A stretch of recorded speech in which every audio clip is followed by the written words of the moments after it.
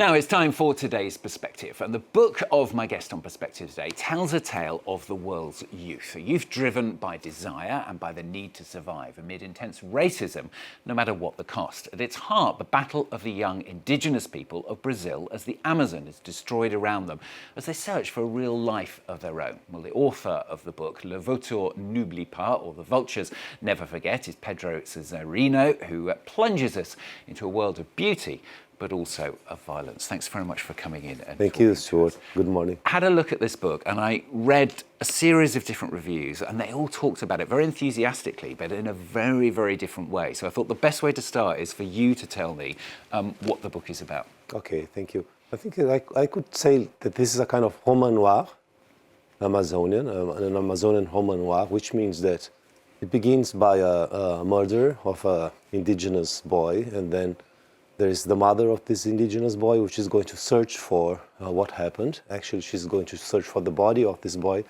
but she can't find it. And then the story comes back to tell us what happened, you know.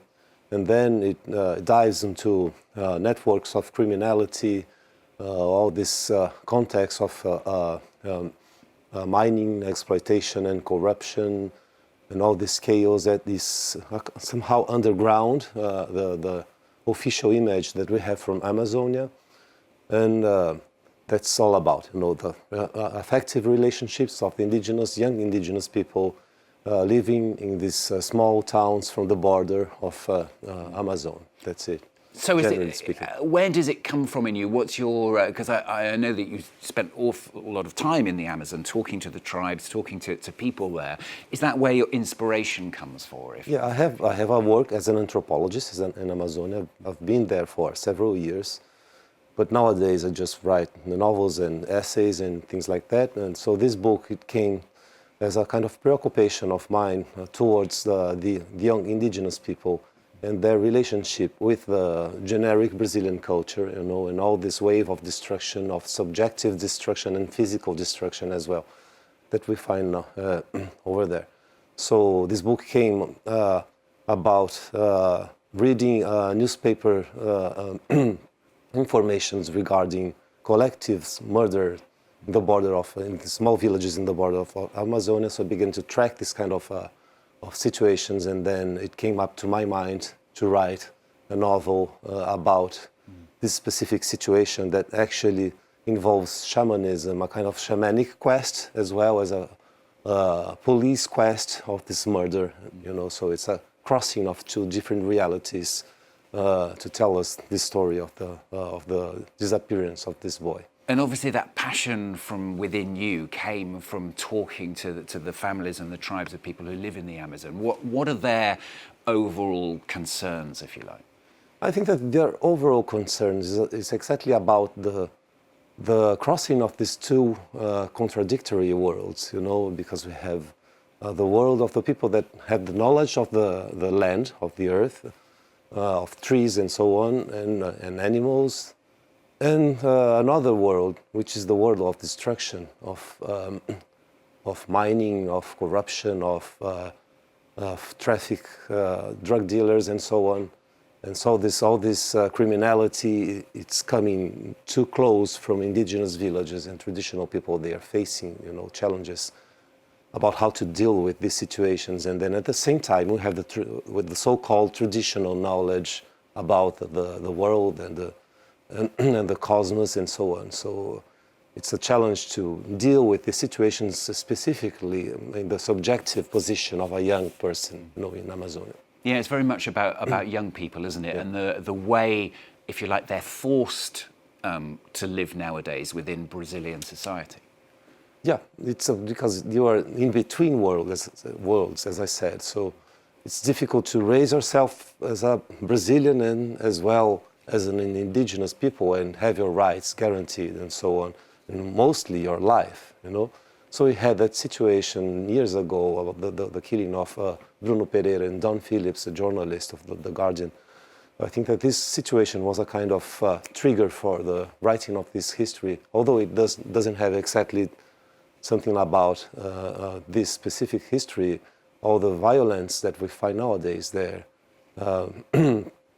gave to me some kind of urgency, to create a story that involved this violence and also the life of the young people that I knew, that I really lived with. You're an anthropologist yourself. Why write a novel about it? Why not write an academic paper or whatever? Why did you decide what you wanted to do was to create a fantasy world which sort of tells this story? I do both, actually, but somehow I think that novels, they have another kind of reach. They can transform the way that people construct their imaginary, and they reach more people than academic works, and specifically when we're talking about subjectivity and affection, I think that novel is much more fit to this kind of challenge than academic works, So there are questions that I just can't answer, that I can't come inside through anthropology, and that I can actually by fiction. Although I don't conceive my work as a novelist, as a kind of extension, of academic work. It's much more another way of writing. Another challenge, another creative challenge, but I think that we have a more big audience somehow, And how do you see the situation yourself in the Amazon? I mean, under new President Lula, there's been some relief for the Amazon, hasn't there? But there's still an awful long way to go, would you say?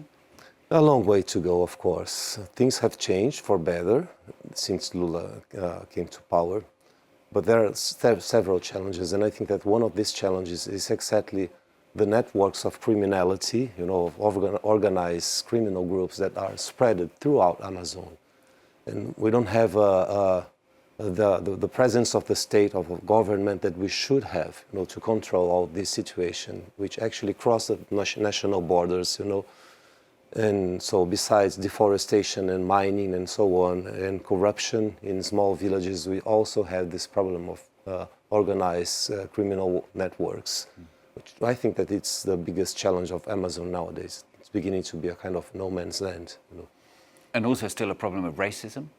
Of course, always, because indigenous people, they are always seen as a kind of second-class citizens in Brazil, although they have their own rights and they have now much more protagonism in the public scene than they had years ago. We have a minister which is an indigenous person and so on. Racism is still very strong. Like ordinary Brazilian people, they don't understand this reality as they should be. And seeing the country as it is now, not just within the Amazon, but within the whole of Brazilian society and structure, I mean, do you despair or worry for the nation's youth? Well, I have a lot of despairs and worries. Deforestation is one of them, because we know that we can reach a point of no return regarding deforestation specifically. But nowadays, this that I was talking about, is something that it's a very, very serious concern about the criminality. We're losing the way of tracking these networks and have control and have the presence of the state throughout Amazon. And this is not applied only to Brazilian Amazon, but also to Peruvian, Bolivian, and Venezuelan Amazon, and Colombian, of course. So we have to have a different policy, a kind of international integration to face the challenges of drug dealers and these networks of criminality, just spreading and coming out of control more and more. Great to have you on the programme today. Thank you very much for coming in and talking to us. Pedro Cesarino, plunging us into that world of beauty, also of violence, as he said. The book is called Le Vautour n'oublie pas, or The Vultures Never Forget. Thanks very much for coming in. Thank you very much. On France 24 today. Going to bring